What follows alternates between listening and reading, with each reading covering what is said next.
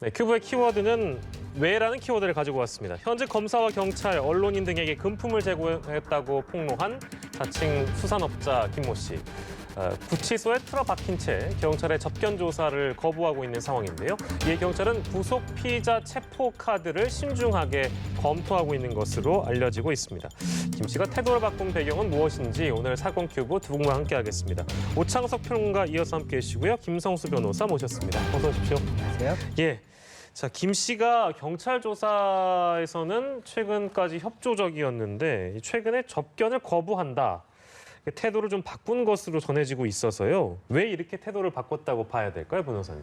우선 지금 이제 알려진 이런 사실관계에 근거해서 말씀을 드리자면 네. 지금 이 김 씨가 최근까지는 뭐 내가 이런 사람들에게도 이런 걸 해줬고 뭐 저런 사람들에게도 저런 걸 해줬다. 이래서 매일 지금 연일 기사가 나왔지 않습니까? 네네. 그런데 지금 현재는 경찰에 대해서 조사를 이제는 조금 협조적으로 하지 않겠다 이런 의사를 피력한 상황이고 예. 이게 조사 자체를 받지 않겠다가 아니라 경찰 단계에서는 일단은 경찰을 신뢰할 수가 없고 그리고 휴대폰을 이제 압수수색하는 과정에서 조금 이제 절차적으로 위법이 있었다. 이렇게 주장을 하고 있거든요. 예. 그러면 이 휴대폰을 압수수색한 것이 경찰이지 않습니까? 예. 그러니까는 그런 부분들에 대해서 신뢰할 수가 없고 또 그리고 지금 현재 알려진 이 정보 같은 것들이 예. 조금 경찰에서 과장해서 알리고 있는 것이 아니냐 이렇게 의심을 하고 있다 보니까는 예. 경찰에 협조하지 않고 검찰 단계로 이제 이 사건이 경찰의 조사가 마치고 나면 결국에 다시 검찰로 올라가게 되거든요. 예, 예. 검찰 단계에서 이야기하겠다 이렇게 지금 의사를 피력한 것으로 보이고 저도 사실은 이 기사들을 보면서 조금 의아했던 부분이 뭐였냐면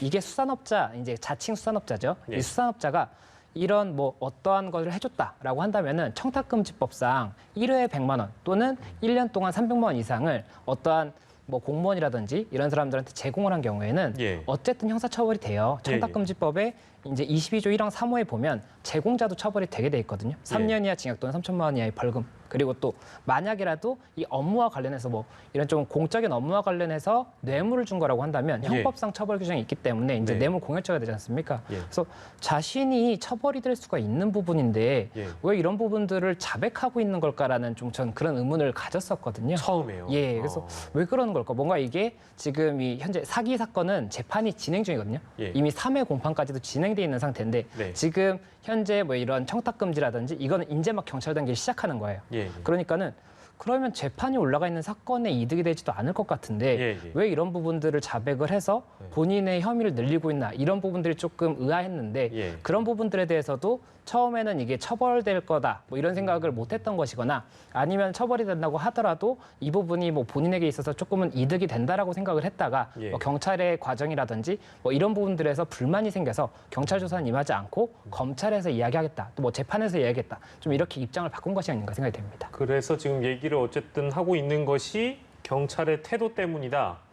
라는 식으로 검찰에서 다 말할 것이다. 이렇게 지금 태도가 바뀐 상황이에요. 그 배경에 대해서도 좀 김성주 변호사께서 짚어주셨는데 저희가 처음에 그 언급을 했던 그 내용 중에는 경찰이 이 접견 조사를 거부하고 있는 상황에서 구속 피의자 체포 카드 이거를 지금 검토하고 있다는 상황인데 근데 이미 구속된 피의자를 다시 체포한다는 게 잘 이해가 가지 않는 측면도 있어서 이거 좀 이례적인 거 아닙니까?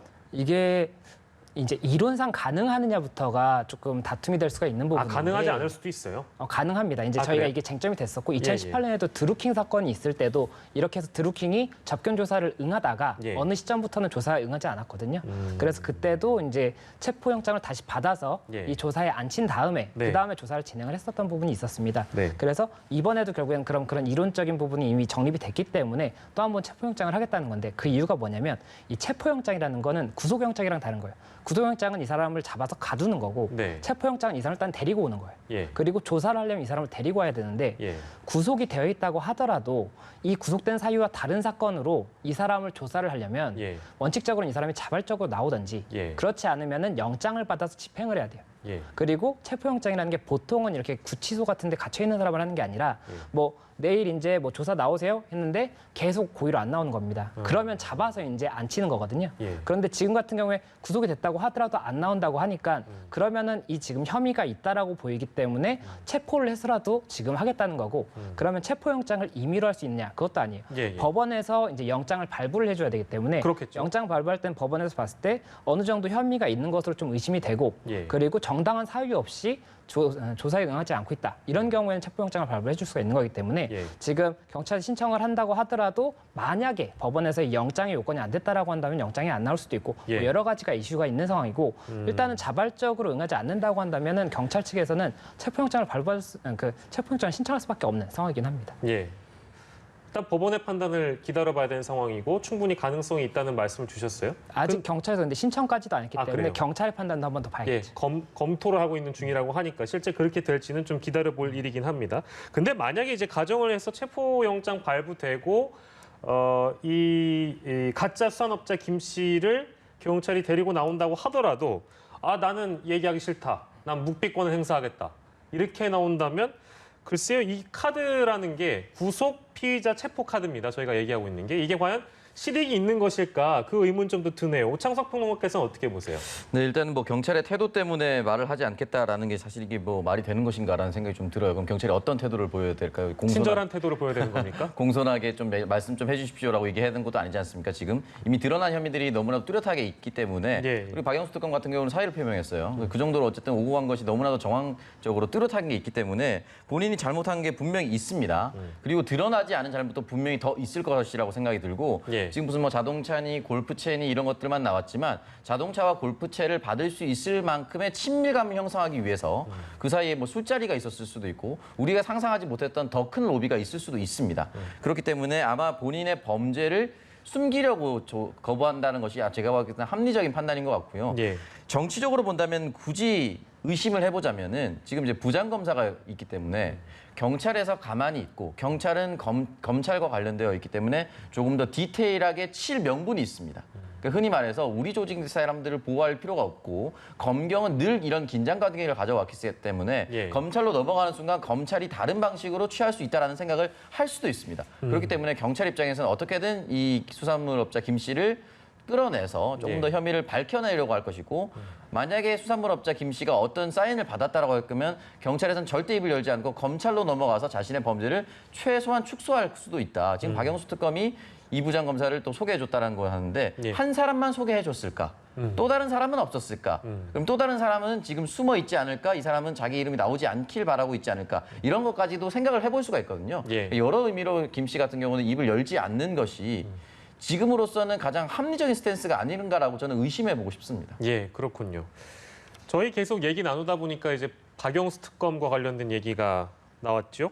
사의를 표명한 그런 상황인데 이게 박영수 특검이 이제 사퇴를 하게 되면 남아있는 재판이 이제 있습니다. 문화예술계 블랙리스트 사건 남아있는 상황이고 그러면 이 재판과 관련해서 우리가 흔히 얘기하는 공소유지 그런 것들이 필요한 상황인데 그럼 특검 측에서는 사람이 필요하니까 또 뽑아야 되는 것이고 공소유지가 원만하게 가능하겠는가 이제 이런 의문점이 들 수도 있거든요. 어떤 말씀을 주시겠어요?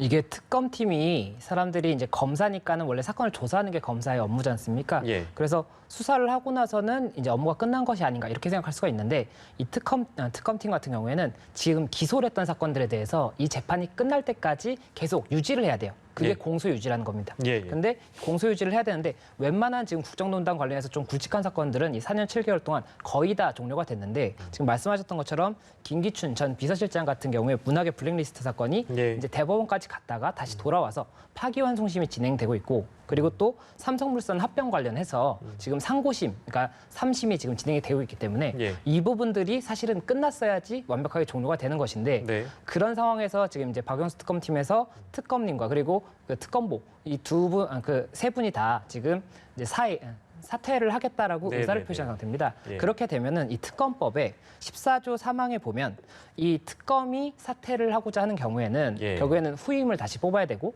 또 예. 5항의 경우에는 특검보의 경우에도 이제 특검보를 다시 뽑아야 됩니다. 그런데 이 당시에 특검팀 이제 그 성립이 될 때 그때도 굉장히 이슈가 많았지 않습니까? 누구를 특별검사로 임명을 할 것이냐부터 시작해서 네. 뭐 추천도 굉장히 많았고 굉장히 뭐 함화평도 많았는데 이번 같은 경우에도 이제 굉장히 짧게 남은 특검이라고 하더라도 이 특검을 할 때는 다시 또 추천위원회를 거치고 해야 되거든요. 네. 그래서 그런 부분들이 또 한 번 이슈가 될 수도 있고 시간이 걸릴 수가 있기 때문에 그 특검이 다시 성립이 된 다음에 재판이 진행이 될 거여서 이 재판에 대해서는 결국 남은 것들은 조금 많이 지연이 될 수 있다. 이렇게 생각이 될 수밖에 없는 상황입니다. 그러니까요. 제일 잘 알고 있는 사람이 원래 이제 특검팀에서 이 사건을 담당했던 검사들일 텐데 이분들이 다 이제 사의를 표명하고 나서 그럼 차후에 누가 들어와서 공소유지를 할 것인가? 그것도 잘할 수 있을 것인가? 이제 그런 거에 대한 의문이 많이 남을 수 있겠죠. 첫 번째 사건에 대한 내용은 여기까지입니다.